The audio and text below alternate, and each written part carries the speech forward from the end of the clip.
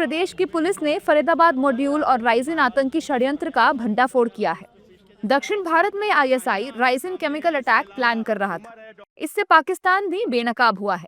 Faridabad module और राइजिन terror plot का पर्दाफाश होने से एक बात तो साफ हो गई है कि पाकिस्तान भारत के अंदर किस तरह से गहराई तक घुसपैठ करने की कोशिशों में जुटा हुआ है। दिल्ली के लाल किला मेट्रो स्टेशन के पास ब्लास्ट करने वाले फरीदाबाद मॉड्यूल ने करीब 3000 किलोग्राम अमोनियम नाइट्रेट जमा कर लिया था। इससे साफ जाहिर है कि भारत में तबाही मचाने के लिए कितने बड़े स्तर पर हमलों की प्लानिंग की जा रही थी।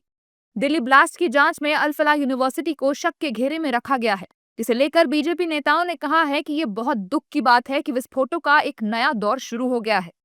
देखो ये मुझे बहुत अफसोस के साथ कहना पड़ रहा है, ये इंटेलेक्चुअल जो टेररिज्म का एक नया दौर शुरू हुआ है, एक पढ़े लिखे विस्फोटकों का एक नया दौर शुरू हुआ है, वो देश के हित में नहीं है, किसी के भी हित में नहीं है। और इससे मुझे लगता है कि समाज के सभी वर्गों को एकजुट होकर के इस तरह के जो बुद्धिजीवियों का जो इस तरह का जो है वो आतंक फैलाने वाला गिरोह है, जो गैंग है, उसको जो है वो रोकना भी होगा, तबाह भी करना होगा और उसको कष्ट करना होगा। और जो देश जो है वो इस तरह के आतंकवादियों के संरक्षक बने हुए हैं, संरक्षण दाता है, वो न तो जो है वो इंसानियत के हितैषी है, न इस्लाम के हितैषी। Today, an alumnus of Al Falal University has been linked to 2008 Delhi blast, and this is not the first time we are hearing this university. This university name has been surfaced earlier also in Jaipur blast and Ahmedabad blast and Delhi again now. So this is not about an individual, but this is about a pattern. Our country has bled a lot, and this is the right time that we need to stop these hidden rats.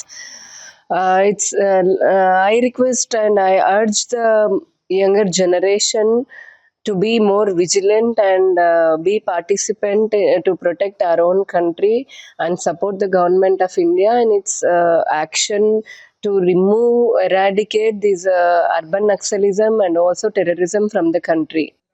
वहीं दूसरी ओर Delhi blast को लेकर कांग्रेस के वरिष्ठ नेता संदीप दीक्षित ने कहा है कि मामले की जांच की जाए और अगर कोई आतंकी गतिविधियों में लिप्त है तो उस पर कार्रवाई होनी चाहिए। नहीं, ठीक है, वो तो एजेंसी का काम है। मैंने तो केवल इतना सुना था कि कुछ दिनों पहले इन्होंने 3 डॉक्टरों को अरेस्ट किया था और फिर कहा था कि कोई सबूत नहीं मिला, इसलिए हमने उनको छोड़ दिया। अब वो 3 भी क्या यहीं यूनिवर्सिटी के थे, मुझे तो ज्यादा इसमें आइडिया है नहीं। तो आपको लगता है कि 200-300 पर आपका शक है, इन्वेस्टिगेट करिए। फिर जब इन्वेस्टिगेशन एजेंसी किसी हल पर पहुंचेगी, किसी नतीजे पे पहुंचेगी, तभी हम लोग कुछ कह सकते हैं। लेकिन अगर कोई आतंकी है और आतंकी गतिविधियों में लिप्त है तो फिर उसको तो सजा होनी चाहिए। दिल्ली बम ब्लास्ट मामले में एनआईए ने महत्वपूर्ण खुलासे किए हैं, जिसमें पाकिस्तान के आतंकी नेटवर्क की संलिप्तता स्पष्ट हुई है।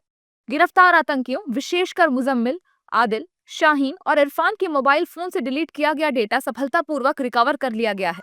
इस डेटा में बम बनाने से जुड़े वीडियो और रासायनिक प्रतिक्रियाओं से संबंधित शोध सामग्री मिली है। वहीं जांच में सामने आया है कि इस आतंकी साजिश का मुख्य सरगना मौलवी इरफान है, जो जैश-ए-मोहम्मद और अंसार गजवात-उल हिंद से जुड़ा है। So watching the video, if you like it, please press the like button, share your views in the comment section, and please subscribe to India News TV for more such updates.